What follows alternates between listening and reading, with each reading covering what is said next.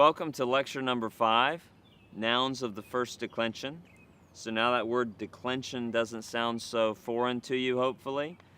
The word declension just means pattern, right? And so last lesson, we learned nouns of the second declension.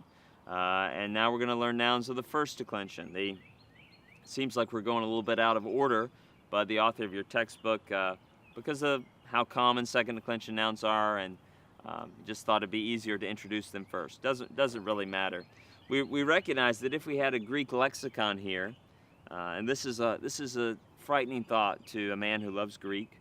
So if I start to cry, don't get upset. But if we had a Greek lexicon here and we had some scissors and we began to cut it up, we cut all the nouns up. We had a big pile of nouns here. We could have 3 baskets and label them first declension, second declension, third declension, and we could sort them into these baskets based on the pattern that they followed. You see, because every noun in Greek has certain patterns. Of course, we never say every and all. We always know there's a footnote with exceptions. But pretty much every noun in Greek follows patterns where it adds little endings onto the noun to let us know what it's doing in the sentence. Is it the subject? Is it the direct object? Is it the indirect object? And so we're learning those patterns, those regular patterns, and understand then how to recognize and read nouns. We know what they're doing in the sentence. I always like to start with a little bit of a inspirational thought, and rather than look at a text, I want to have a quote from a famous person in church history, Martin Luther. He lived in the 1500s, and this is what he said about learning the biblical languages. He said, "Insofar as we love the gospel, to that extent, let us study the ancient tongues.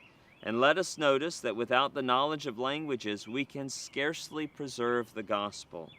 Languages are the sheath which hides the sword of the Spirit.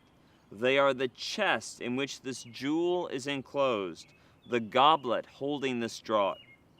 So although the faith and the gospel may be proclaimed by preachers without the knowledge of languages, the preaching will be feeble and ineffective. But where the languages are studied, the proclamation will be fresh and powerful, the scriptures will be searched, and the faith will be constantly rediscovered through ever new words and deeds." Sometimes I will tell students, you'll find people who'll tell you it's not worth your time and effort to learn the biblical languages.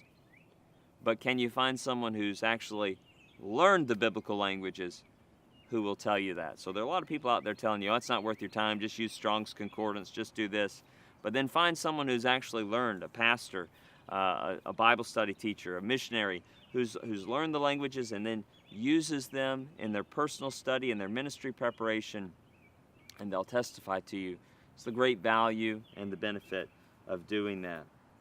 So in this chapter, we're doing first declension nouns, and most first declension nouns are feminine, just like most second declension nouns are masculine or neuter, most of them. Most first declension nouns are feminine. And I didn't make this comparison when we first introduced the concept, but it's somewhat similar to personal pronouns in English. You think about a personal pronoun, for example, first person personal pronoun, I. Well, I is a personal pronoun that refers to me. My is a personal pronoun that refers to me. Me is a personal pronoun that refers to me. But you see, I'm spelling those differently based on how they're functioning in the sentence. I'm not going to say, me am going to the store, right? That's bad English, because when the personal pronoun is the subject, it should be I.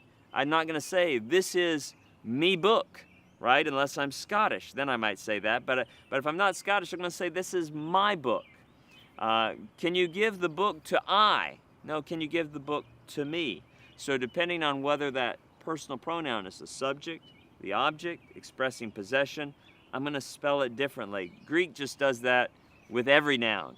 So that's kind of what's going on in a declension, in a pattern for a noun. Let me also mention that in this chapter, we're not only going to learn first declension nouns, that pattern, but we're also going to get introduced to the idea of the article in Greek. Now, we should have learned in grammar in elementary school that the English has a definite article and an indefinite article. The definite article is the. The indefinite article is a or an. Greek just has one article. It doesn't have a definite, indefinite article. It functions more like the definite article in English, and your textbook author actually calls it the definite article. Technically, it's only the article in Greek, so we're going to learn about that. And also we're going to begin learning a little bit about prepositions in this chapter. And prepositions are little bitty words that communicate relationships. And it's very similar to in English.